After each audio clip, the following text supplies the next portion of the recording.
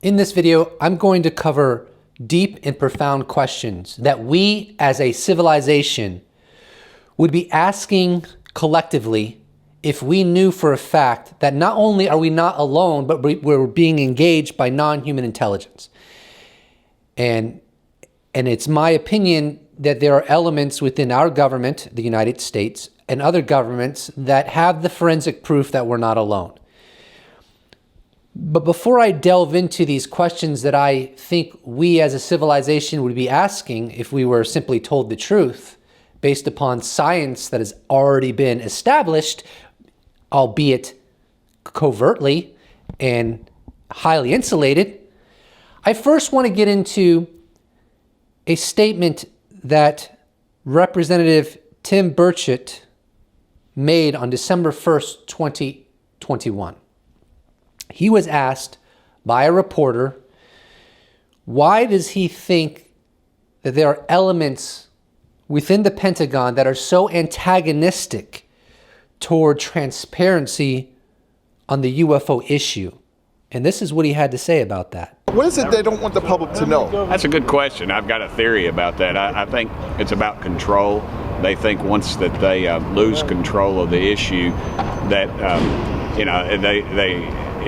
could you imagine if this world was focused on one issue, looking at something like that, we could all come together on something? I think that would just disrupt the whole military-industrial complex, the religious-industrial complex, on down the line. It would just disrupt that whole chain. And they don't want it. They don't want it. They want control. They want secrets. They want it compartmentalized. I don't know if Representative Burchett's theory about one of the reasons there are elements within the U.S. government that don't want this issue going public is accurate or not. But I have hypothesized myself that something akin to this could be the culprit for why they prefer to keep this all insulated from the outside world. I spoke about how it's kind of like North Korea and their totalitarian government that wants to control the psychology of the populace. Because when you introduce new facts about reality, that has an influence on the psyche of mankind, or at least the populace of their nation. And so if you bring this into the public domain, no one knows how it's going to impact the human software, as it were. And they would prefer not to even go there. And that disturbs me down to the core of my being, because I don't think any human entity should classify something that affects each and every one of us and is a part of our universe. And in fact, I think that's what's taken place.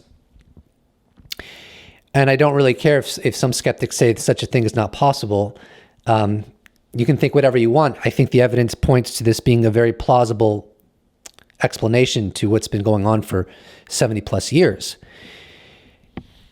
And so one of the things that Representative Burchett says is that if this was brought out into the open, our civilization would all come together in some way to focus on this one issue. And that might lead to the control over society or the influence over society not being what it was. And who's to say that's not a good thing? And interestingly enough, I've been reading an article from MUFON that was published in May of 2018. A lot of great little nuggets in that article. One passage talks about Elizondo saying that after a series of meetings, he was brought to an undisclosed, facility, maybe within the Department of Defense. And he was told, look, we have this issue. We don't know what it is. We don't know how it works. There's nothing we can do about it. And the reference here is UAP, of course. And to me, This is a microcosm of the macrocosmic problem that we as a civilization are facing, because those very sentiments that were said to Mr. Elizondo should be conveyed to every man, woman, and child on this planet. But some decision was made long ago to keep it insulated, and that has been the MO of not just the United States government, but any other government that has the forensic proof that we're not alone and we're being engaged by some sort of intelligence. Would we as a civilization come together in some respect by all in unison, no matter what our creed is, what our race is, what our culture is, focusing on this enigma in a way that promoted more harmony from one nation to the next, from one person to the next? I don't know, because unfortunately, I assess that the knowledge of this presence has been insulated. So I don't know what would happen. But what I can tell you is this: the idea that humanity would panic is less speculative, because over the past 4 years, the U.S. government has altered its rhetoric surrounding this issue, and people have come forward from the military, from the government, discussing the reality of this phenomenon, and nobody is panicking.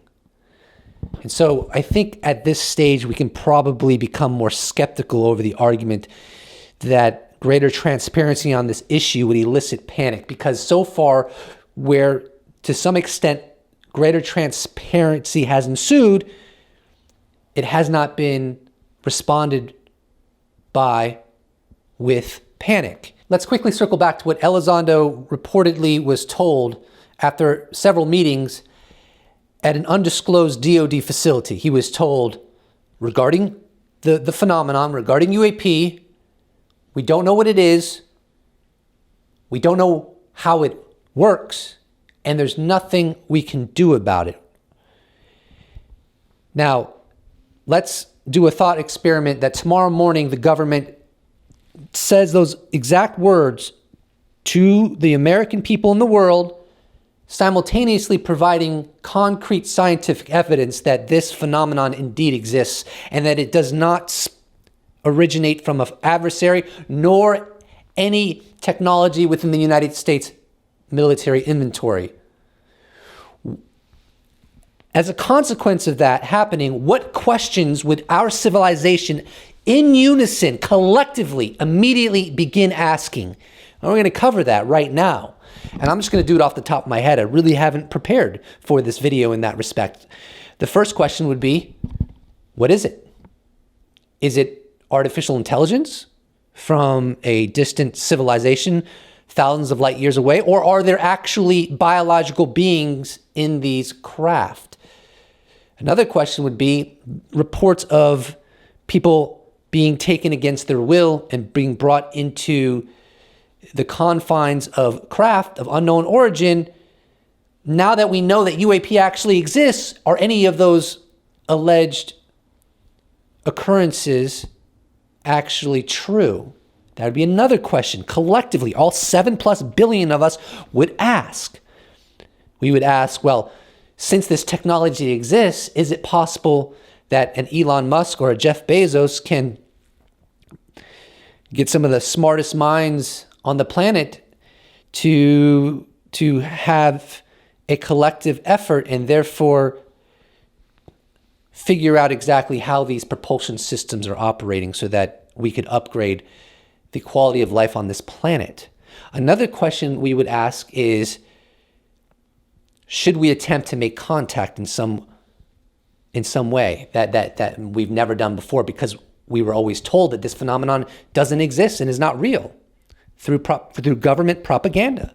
Another question we would ask is it a good idea to try to initiate contact? Another question we would ask is, why are they here? What is their agenda? Are they a potential threat, or are they like some UFO gurus will try to tell you that no, 100%, there's no potential threat whatsoever, which of course I think is intellectually ridiculous. Furthermore, we would ask, since at this point we would know definitively that U.S. government produced sensor systems designed to collect data have absolutely confirmed the reality of this phenomenon, why is it that governmental entities such as maybe the Navy or the NRO, which are in control of satellites, or NORAD or whatever, have been able to verify the existence of these UAP, but the private sector, whether through happenstance or any efforts that have been initiated on a scientific level, have failed to verify the existence of UAP in the way that the U.S. government and other governments have succeeded. Is that happenstance? Or alternatively, are we dealing with a level of artificial intelligence that is well beyond our current understanding and through its own volition evades detection from some sources but not others for reasons at this point we could only speculate? We would ask whether or not the human species or other species on our planets have been genetically meddled with over the past thousands of years, and so a question like that seems like something you would traverse in a sci-fi movie. But the distinction is, once you know UAP are real and that there's obviously an intelligence or intelligences behind it, suddenly a question like that is not fantasy or just escapism, but is actually rational scientific inquiry. And indeed, that to me is the greatest sin of that governments have been responsible for, if they did indeed insulate all of this, insulate the truth of this phenomenon from the rest of the world. Because the way we see the world and the questions that we would ask would be radically different if we knew this phenomenon existed and that it did not stem from human civilization versus not knowing. Quite frankly, we would have no choice but to ask the question of whether or not religions that have surfaced on this planet thousands of years ago were influenced by UAP. That sounds like a crazy question, and I'm not saying that that has taken place. I don't know. But the point I'm trying to get across is that once you know that there are UAP traversing our skies and oceans, and you know this 100% scientifically, and you know it's technology, and you know there's an intelligence or intelligences behind it, and you know that their capabilities far supersede known capabilities within our scientific framework, then suddenly the question of whether religions could have been influenced by this intelligence or intelligences becomes hyper-rational and even vital to ask. So many questions that are absolutely paramount to ask will suddenly rise to the surface that have never come to the fore within our civilization. And who is responsible for that? Well, I would argue it is the phenomenon because of the way it operates in such a covert way. And it's also governments who have decided, if this is indeed the case, which I think it is, to insulate their scientific documentation of this phenomenon from the rest of the world, encompassing now 7 billion plus human beings. I want to cover a fascinating segment of the article I already cited from May of 2018, published by MUFON. One of the authors, named Chase Klutsky, asks Luis Elizondo, what is your best guess as to where UFOs originate? And this is paraphrasing, but he replies and he says, well, there's many possibilities, but as I've stated before, they could come from outer space, inner space, or the space in between. And then he says, UFOs may not necessarily originate from where many assume they do, such as, for example, Alpha Proxima or Pleiades, But there might be a completely different paradigm that you have to look through to understand where they come from. And then he proceeds to give an amazing analogy. He says, think of a fuse. Now, the part of the fuse that has not yet burned is the future.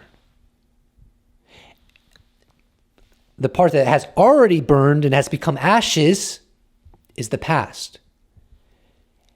And the future, which is represented by the fuse, at the point of ignition, that's the present. That infinitesimally small point on the space-time continuum where humans reside. And then he says, if you were to take a very detailed close-up of this dynamic under, let's say, a microscope, so to speak, you would see that parts of the future and parts of the past lay on top of each other. And then he goes to say that has been demonstrated through the study of quantum mechanics. I'm going to give you a direct quote of what he goes on to say regarding this. So if we experience everything through this tiny little optic, everything we've built, everything we've learned, every emotion, love, fear, hate, every experience as a human being is through this tiny little moment of space-time as we're moving forward. What if there were other species or even humans where their understanding of the present, that optic, that spark, is maybe a little bit bigger? Maybe that optic is a little bit wider. Rather than being a point, maybe it's a range. And then he goes on to say that maybe these things have lived on Earth forever before us, and we simply share the space with them, but they occupy the space differently than we do. And many have hypothesized that UFOs are native to the Earth in some weird way. And this could be one of those weird ways. But then, of course, it's also possible that some UFOs are native to the Earth in this weird way. Others may be native to the Earth in a more concrete way, living in our oceans and sharing the same kind of space-time continuum we do. And others still may be from other planets, and others still may be from other quote-unquote dimensions. And others could even be weirder than that. My point is, number one, we don't know where they come from. We only can hypothesize at this point. And number two, they may not all come from the same place.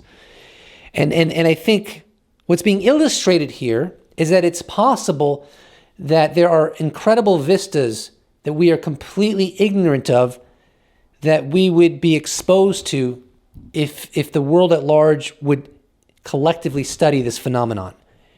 So it's quite sad that if this phenomenon truly exists, as many have reported over many decades, and if it's truly reality that governments have forensic proof of this phenomenon, then it is